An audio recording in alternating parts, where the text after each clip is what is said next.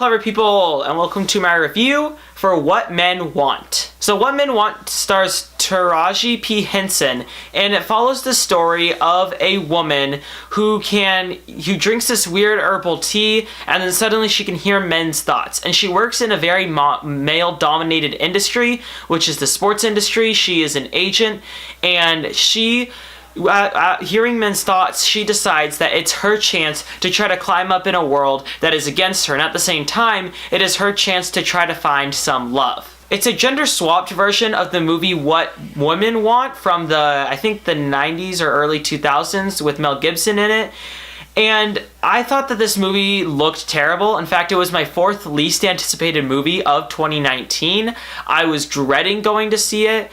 So when I came out of this movie, I was shocked by the fact that, one, I liked it, and two, that critics gave this movie a bad rap. Because honestly, What Men Want is 100 times better, even like 500 times better than the typical comedy that you get that's like this, that has one big star in it, and that one big star is trying to show how much of a lead they can be, and in doing so, they just throw together some sloppy story, and they try to make a comedy out of it. That happens far too many times. It just happened with Isn't It Romantic with Rebel Wilson, and usually the movie is pretty bad, but I honestly thought that this movie was good in ways that were pretty general. And what I mean by that is that it's not like this movie is good just because it's good to me.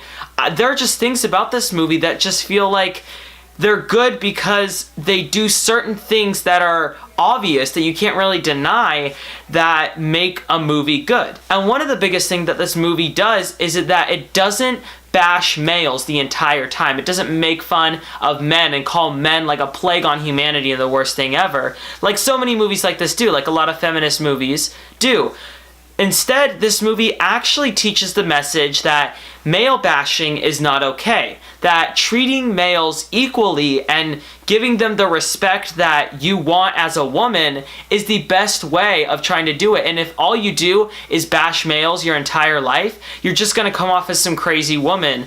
And I thought that that was a genius message, especially because people going into this movie were expecting a message where it's like, oh, women are the best, men are stupid, men are dumb, and that's not what this movie is at all. And on top of that, the humor in this movie, I didn't personally find it funny, but what I liked about it was that it wasn't lowest common denominator humor. It wasn't all sex jokes, and it wasn't all fart jokes. There were actual jokes in here that built up and fit with the story. I will say humor, there is an issue with an actor in it. I forget his name, but he was one of the biggest problems because I found a lot of the stuff that he said really unfunny and unnecessary. But besides him, the rest of the actors all do a really good job. And they do a good job with their comedic timing and getting their jokes out and having it not feel forced and actually having it fit their character, which has to do with the actors and whoever wrote the dialogue. And the dialogue in this movie is also pretty good for a movie like this. And what I liked most about it was the fact that it wasn't like I said earlier, a lot of movies with just one big comedic star in it, it's all about that big star and the rest of the movie suffers because of that. The dialogue isn't well written, the story is very loose. This one actually did have a pretty competent story. And it had a story that wasn't so simple in one note that the runtime felt too long for it. Like, I still think that the runtime was too long for it, but what I mean is too many movies with simple stories, they feel like they should be short films instead of feature-length movies because there's just not enough in the story to fill that long of a time. But in this movie, the story does fill all 2 hours of its runtime. Now that does bring me to one of my issues, and that issue is the runtime. The runtime was too long. This movie is 2 hours, and it should have been an hour and a half, or maybe at most an hour and 40 minutes. There are scenes in here that you can cut down on, and that was an issue. Another issue is that there's some really weird overexposed shots in the movie that don't really make sense. They're they're incompetent, honestly. It's where the windows are just blaring white and everything else in the room looks too dark. It's just a lighting issue that could have been fixed.